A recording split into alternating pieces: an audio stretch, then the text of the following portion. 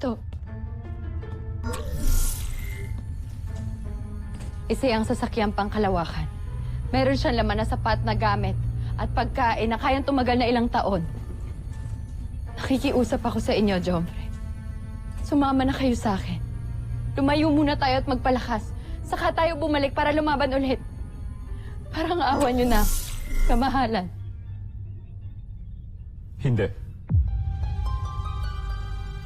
Pabayaan mo ako, Zandra. Ako ang prinsipe ng Busan. At kahit kailan, hinding-hindi ako susuko sa kalaban. Ngunit para saan ang pakikipaglaban kung para lamang ito sa isang imperyo na walang ibang isinukli sa inyong katapatan kundi pag-aalipusta at kasinungalingan? Kahit na.